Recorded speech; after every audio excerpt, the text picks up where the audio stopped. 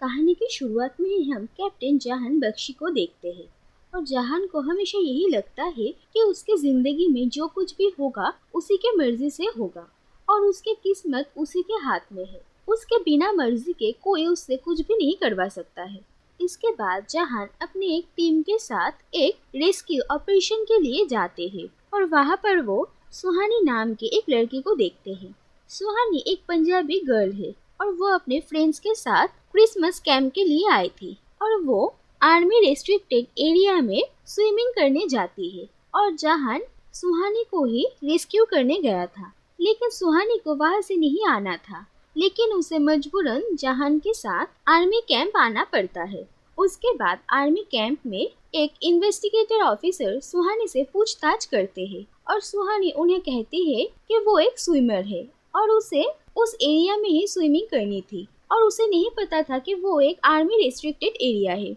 और सुहानी उन लोगों को कहती है कि उसके दोनों ताऊ जी और उसके अपने भैया भी आर्मी ऑफिसर थे और उन लोगों ने अपने देश के लिए अपनी जान दे दी थी और वो आर्मी रूल्स की बहुत रिस्पेक्ट करती है। लेकिन फिर जहान सीसीटीवी फुटेज दिखाता है जहाँ से ये पता चलता है कि सुहानी ने जानबूझकर उस रेस्ट्रिक्टेड एरिया में लगे हुए बोट को घुमा दिया था और अब यहाँ पर वो झूठ बोल रही है। उसके बाद सुहानी को लेकर छानबीन किया जाता है और उसके बारे में पता चलता है और इन्वेस्टिगेटिंग ऑफिसर सुहानी को कहते हैं कि उसे एक और दिन इन्वेस्टिगेशन के लिए यहाँ पर रहना पड़ेगा, लेकिन सुहानी का ग्रुप अगले दिन ही यहाँ से जा रहे थे, इसीलिए मजबूरन सुहानी को अकेले ही यहाँ पर रुकना पड़ता है।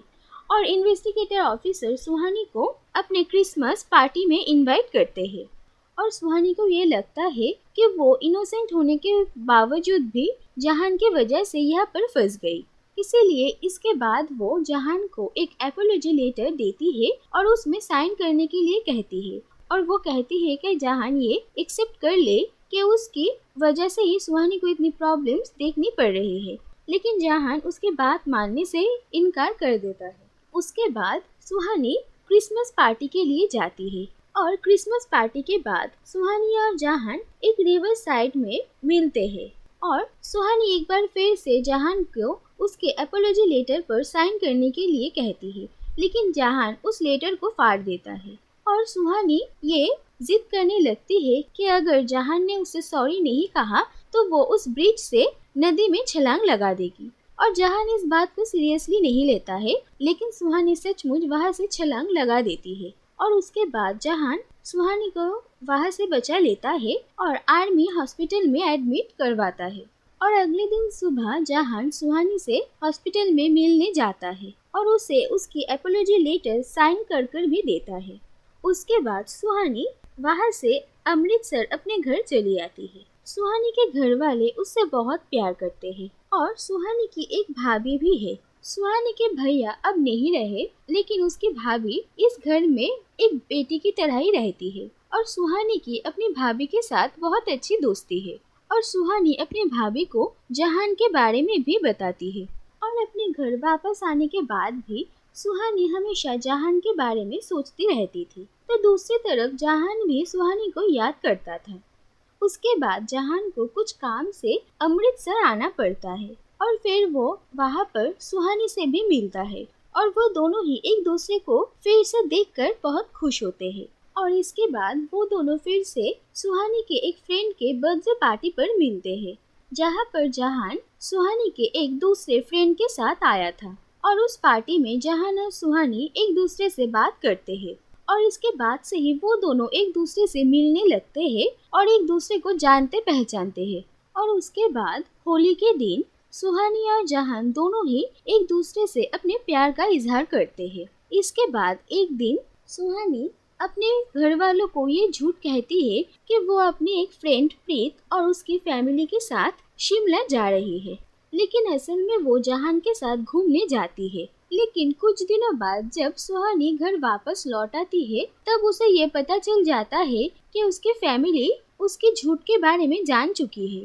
और सुहानी के पापा उसे बहुत ही डांटते हैं और उन लोगों को जहान के बारे में भी पता चल जाता है और वो लोग सुहानी को जहान से मिलने के लिए मना कर देते हैं और सुहानी से उसका फोन ले लेते हैं और उसका घर से निकलना भी बंद हो जाता है और इसके बाद सुहानी भी अपने फैमिली से बहुत ही गुस्सा हो जाती है और वो अपने आप को कमरे में बंद कर लेती है और वो जहान को भी बहुत ही मिस करती है। और इसके बाद सुहानी को ये पता चलता है कि जहान अब अमृतसर से जा रहा है और वो उससे मिलने जाना चाहती थी, लेकिन उसके पापा उसे पकड़ लेते हैं और उसे जाने नहीं देते हैं। इसके बाद सुहानी अपने दादी से बात करती है और वो उन्हें समझाने की कोशिश करती है कि वो जहान से बहुत ही प्यार करती है और वो उसी से शादी करना चाहती है। इसके बाद सुहानी की दादी उसके पापा से बात करती है और उन्हें समझाने की कोशिश करती है, लेकिन असल में सुहानी के पापा उसके और जहान के शादी के खिलाफ थे, क्योंकि जहान एक आर्मी ऑफिसर था। दरअसल उनके दो बड़े भाई और उनके खुद के बेटे भी आर्मी ऑफिसर थे और वो तीनों ही शहीद हो गए थे और उन लोगों को खोकर उन्हें बहुत ही दुख पहुंचा था। और उन्हें लगता है कि जहान को भी अगर अपने इस काम के वजह से कुछ हो जाता है तो सुहानी को बहुत ही दुख पहुंचेगा और वो सुहानी को इस हालत में नहीं देख पाएंगे। इसीलिए वो सुहानी के सामने एक शर्त रखते हैं। वो कहते हैं कि जहान को अपने आर्मी की जॉब छोड़कर उन लोगों के फैमिली बिजनेस में ज्वाइन करना पड़ेगा। अगर वो इस बात के लिए मान जाता है तो उन्हें सुहानी और जहान की शादी में कोई भी ऐतराज नहीं होगा। इसके बाद सुहानी जहान से मिलने के लिए स्टेशन जाती है और वो जब जहान से मिलती है तो वो अपने पापा की इस शर्त के बारे में जहान को कहती है, लेकिन जहान अपने आर्मी की जॉब को लेकर बहुत ही सीरियस है और वो अब ये जॉब छोड़ने के लिए तैयार नहीं होता है और वो सुहानी से कहता है कि वो अपनी फैमिली को छोड़कर चली आए, लेकिन सुहानी भी इस बात को नहीं मान पाती है। इसीलिए जहान सुहानी को ये कहकर चला जाता है कि वो उसके लिए सारी जिंदगी इंतजार करेगा और वो उसी से ही प्यार करता रहेगा, लेकिन वो अपनी जॉब नहीं छोड़ सकता है और फिर वो वहाँ से चला जाता है। इसके बाद सुहानी अपने फैमिली से इस बारे में बात करती है और वो उन लोगों को कहती है कि जहान उसके लिए अपनी जॉब को छोड़ दे ये भी ठीक नहीं होगा और वो भी जहान के लिए अपने परिवार को छोड़ दे ये भी ठीक नहीं होगा। इसीलिए वो फैसला करती है कि उसे और जहान को अपने प्यार को ही भुला देना सबसे सही होगा। इसके बाद 6 महीने बीत जाते हैं, लेकिन वो जहान को नहीं भुला पाती है और इसके बाद उसकी एक फ्रेंड उसे समझाती है और सुहानी जहान से मिलने के लिए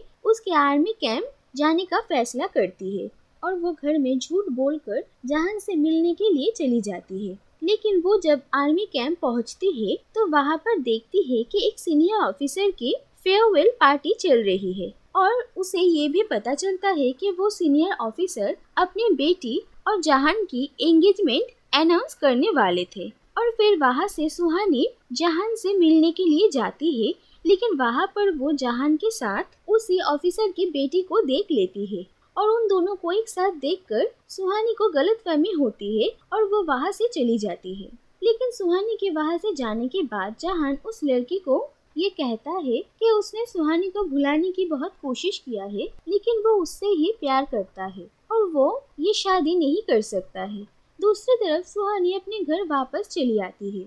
और जहान और सुहानी दोनों ही एक दूसरे को बहुत ही याद करते थे। उसके बाद सुहानी की भाभी सुहानी को ये समझाती है कि जो कुछ भी हुआ उसमें उन लोगों का कोई भी हाथ नहीं था और अब सुहानी को भी अपनी जिंदगी को एक और मौका देना चाहिए। उसके बाद हम देखते हैं कि जहान और उसकी टीम बर्फ के अंदर गाड़ी में फंसे हुए कुछ लोगों को बचाते हैं और इसकी वजह से वो फैमिली जहान को बहुत ही पसंद करते हैं। और इन लोगों में जो सबसे बड़े थे वो अपने बेटे यश की शादी में जहान को इनवाइट करते हैं और फिर वो लोग जहान को अपने साथ शादी में लेकर आते हैं। और शादी के फंक्शन के दौरान जहान को ये पता चलता है कि यश की शादी सुहानी से ही होने वाली है और इस शादी में सुहानी और जहान दोनों ही एक दूसरे को देखकर बहुत ही हैरान हो जाते हैं, लेकिन वो दोनों ही एक दूसरे से बात नहीं कर पाते हैं। लेकिन इसके बाद यश को धीरे धीरे ये समझ में आता है कि शायद सुहानी इस शादी में खुश नहीं है और वो जहान को भी इस बारे में बता देता है और इसीलिए जहान इसके बाद सुहानी से बात करता है और वो कहता है कि अगर सुहानी आज भी उसी से ही प्यार करती है तो उसे ये शादी नहीं करनी चाहिए,